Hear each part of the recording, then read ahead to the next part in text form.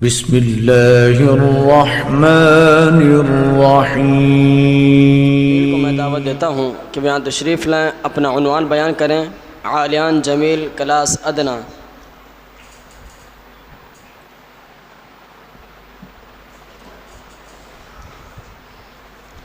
السلام علیکم ورحمۃ اللہ وبرکاتہ۔ نحمدہ ونصلی علی رسولہ الکریم، اما بعد، اعوذ باللہ من الشیطان الرجیم، بسم اللہ الرحمن الرحیم۔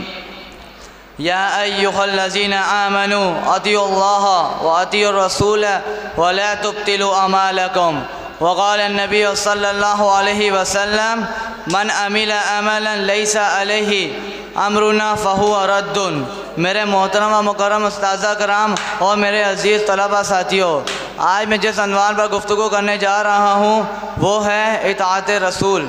اللہ تبارک و تعالیٰ سے دعا ہے کہ وہ باری تعالیٰ مجھے حق سچ بیان کرنے اور پھر ہم سب کو اس پر عمل کرنے کی توفیق عطا فرمائے، آمین۔ سامعین محترم، اعمال کے قبول ہونے کی ایک شرط یہ بھی ہے کہ اعمال قرآن و حدیث کے مطابق ہو۔ اگر بڑے سے بڑا عمل بھی ہو، قرآن و حدیث کے مطابق نہ ہو، شریعت کے خلاف ہو، تو وہ عمل قابل قبول نہیں ہے۔ اور اگر چھوٹے سے چھوٹا عمل بھی ہو یا پھر کوئی نیکی ہو، وہ قرآن و حدیث کے مطابق ہو، شریعت کے مطابق ہو، تو وہ عمل اور نیکی قابل قبول ہے۔ اللہ تعالیٰ کا قرآن میں ارشاد ہے، یا ایہا الذین آمنوا اطیعوا اللہ واطیعوا الرسول ولا تبطلوا اعمالکم۔ اے ایمان والو، اللہ کی اطاعت کرو اور اس کے رسول کی اطاعت کرو اور اپنے اعمال کو برباد نہ کرو۔ اور رسول اللہ صلی اللہ علیہ وسلم نے ارشاد فرمایا، من عمل عملا لیس علیہ امرنا فہو رد۔ جس شخص نے بھی کوئی ایسا عمل کیا کہ جس عمل پر ہمارا حکم نہیں تو وہ مردود ہے۔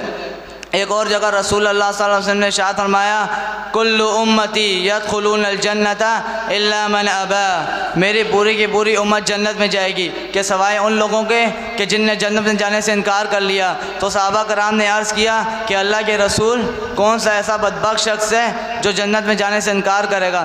تو رسول اللہ صلی اللہ علیہ وسلم نے ارشاد فرمایا، من اطاعنی دخل الجنت ومن عصانی فقد ابا۔ جس نے میری اطاعت کی وہ جنت میں جائے گا، اور جس نے میری نافرمانی کی اس نے جنت میں جانے سے انکار کر دیا۔ اللہ تبارک و تعالیٰ سے دعا ہے کہ جو کو سنایا اس پر عمل کرنے اور قرآن و حدیث کے مطابق زندگی گزارنے کی توفیق عطا فرمائے، آمین۔ وما علینا الا البلاغ المبین۔